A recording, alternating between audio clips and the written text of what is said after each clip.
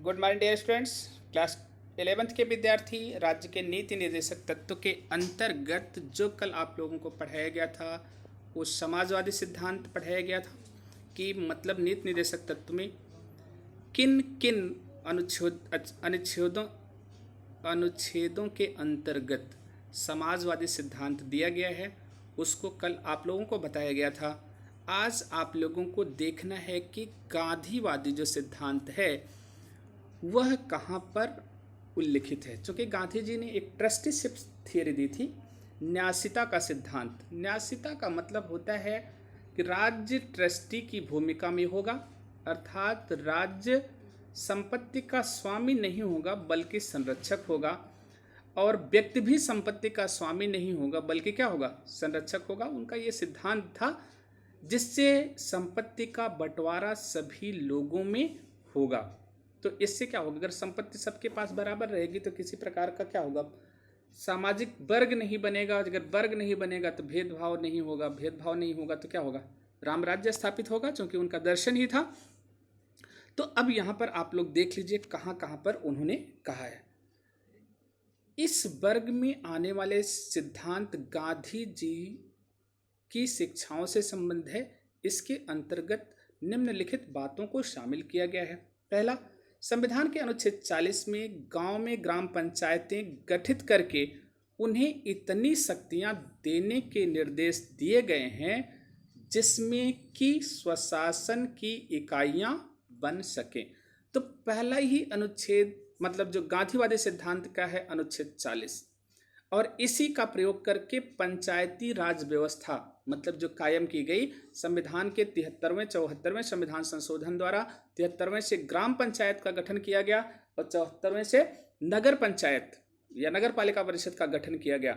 मतलब उनका तात्पर्य गांधी जी का था शक्ति का विकेंद्रीकरण हो, और शक्ति जो प्रारंभ हो, सत्ता की जो शुरुआत हो वो जनता से शुरू हो, जनता के हाथ में हो, और उसकी सबसे छोटी इकाई ग्राम पंचायत।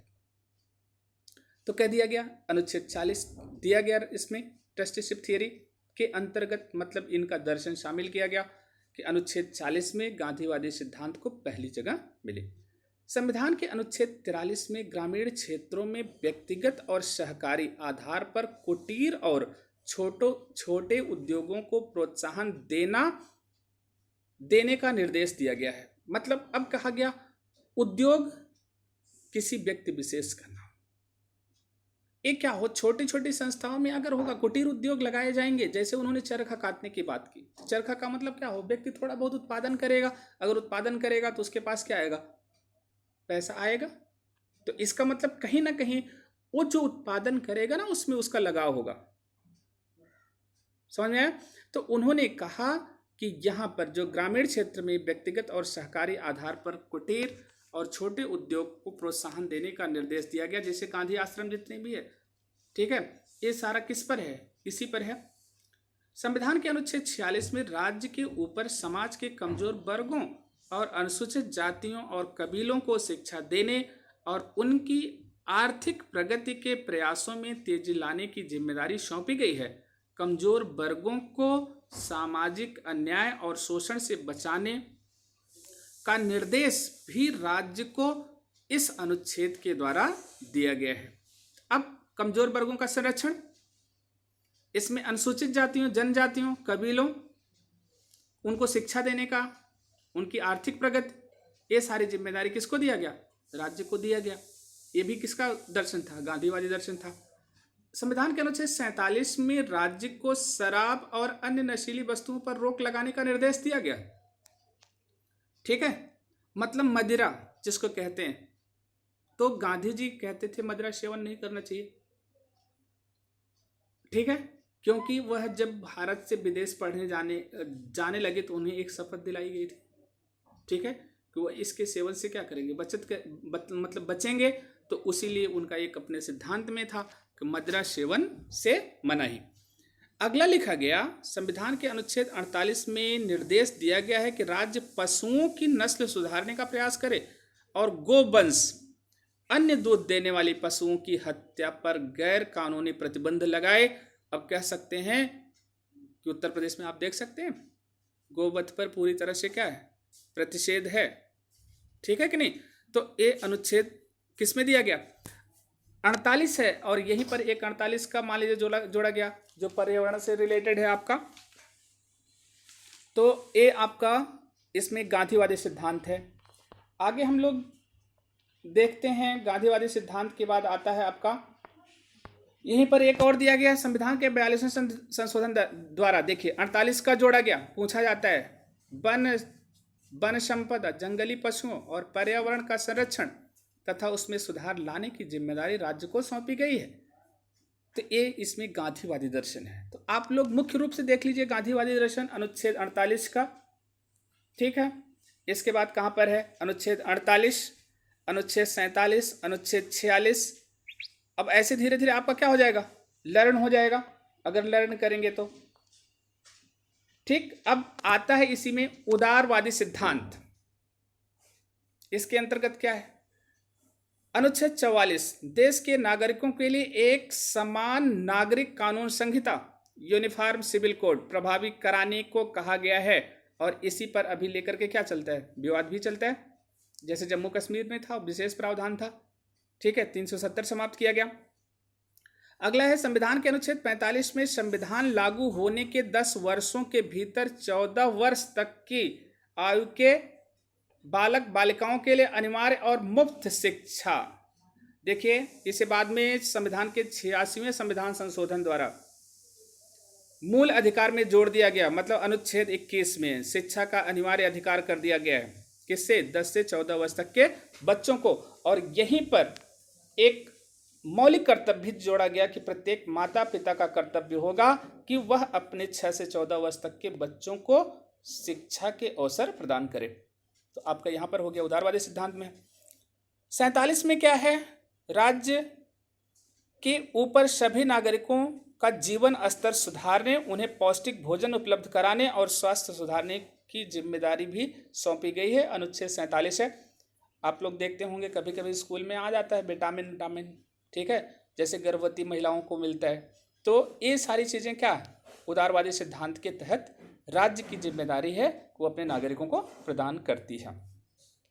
संविधान के अनुच्छेद 48 में राज्य को वैज्ञानिक तथ्यों को आधार मानकर कृषि और पशुपालन कराने का निर्देश दिया गया है।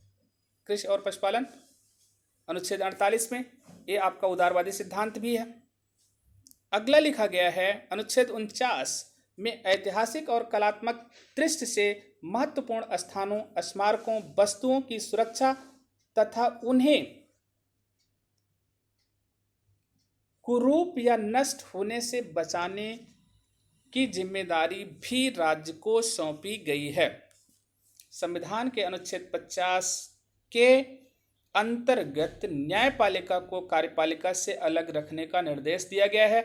एक कुछ बहुत पूछा जाता है कि राज्य को कार्यपालिका और न्यायपालिका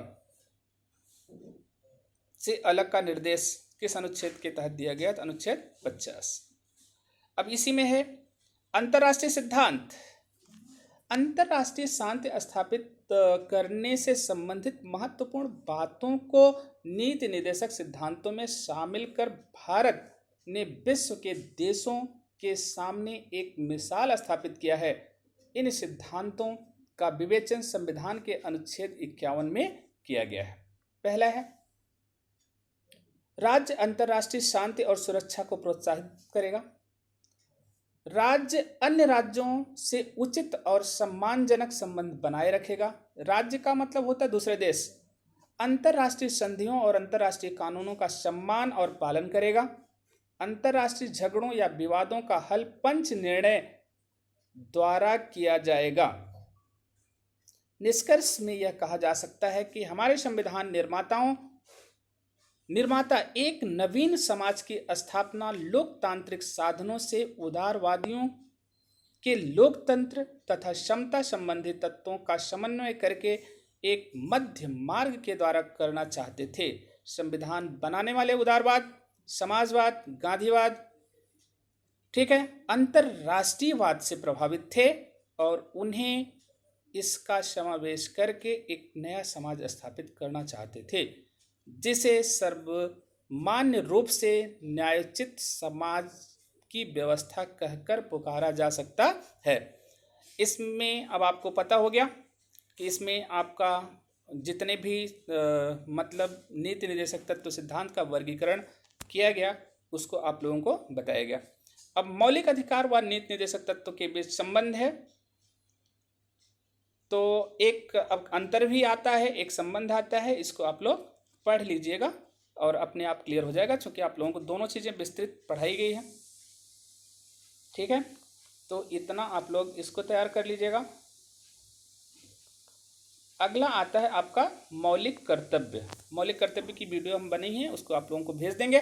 आप लोगों को बस केवल मौलिक कर्तव्य में इतना जानना है कि अनुच्छेद 51 क में है, मतलब 1976 में स्वर्ण सिंह समिति के द्वारा मतलब क्या किया गया है, मतलब इसकी सिफारिशें दी गई, उसके तहत मौलिक कर्तव्य को जोड़ा गया भारतीय संविधान में। और यह जो मौलिक कर्तव्य है रूस के संविधान से लिया गया है। और 10 मौलिक कर्तव्य थे इसमें प्रारंभिक में, और 86वें संविधान संशोधन मतलब 2002 में, अभी बताया भी पीछे, एक मौलिक कर्तव्य और जोड़ दिया गया, जिसमें वही है कि 6 से 14 वर्ष तक के बच्चों को मतलब शिक्षा उपलब्ध कराना माता पिता का कर्तव्य होगा। तो टोटल मौलिक कर्तव्यों की संख्या कितनी है? 11। तो इसको आप लोग 11 को लिख लीजिएगा और लर्न कर लीजिएगा। एक चीज आता है कि मौलिक कर्तव्य का महत्व, इम्पोर्टेंस, इसको देख लीजिए। 11 मौलिक कर्तव्य सभी देशवासियों को उन्हें सरकारी उनकी जिम्मेदारी है और कर्तव्य का आभास कराते हैं। वह देश के नागरिकों में देशभक्ति की भावना भरते हैं और उन्हें अपने व्यक्तिगत स्वार्थ से ऊपर उठकर समाज के सामान्य हित का ध्यान रखने में सहायता देते हैं। संविधान में शामिल करने से उनका महत्व और भी अधिक बढ़ गया। उनका पालन करने में समाज में गुणात्मक परिवर्तन लाया जा सकता है। लोकतंत्र में सबसे बड़ी शक्ति जनता और जनमत की होती है। अतः अगर देशवासियों को उन मौलिक कर्तव्यों का जिम्मेदारी से पालन करने लग जाएं, तो भारत के राजनेताओं और राजनीतिक दलों के क्रियाकलापों में भी जबरदस्त बदलाव आएगा। देश के सार्वजनिक जीवन को आज से अधिक सुंदर बनाने में अवश्य मदद मिलेगी। मौलिक कर्तव्य का मतलब हो गया कि जो आपका कर्तव्य अपने कॉन्शियस से कहता है कि ऐसा हमें करना चाहिए, तो वो आप लोगों को लर्न कर लेना है। यहाँ पर ये चैप्टर आपका क्या होगा पूरा, आगे आप लोगों को क्वेश्चन आंसर बता दिया जाएगा, आप लोग उसे लर्न कर लेंगे, कंप्लीट कर लेंगे। Okay, thank you for this class.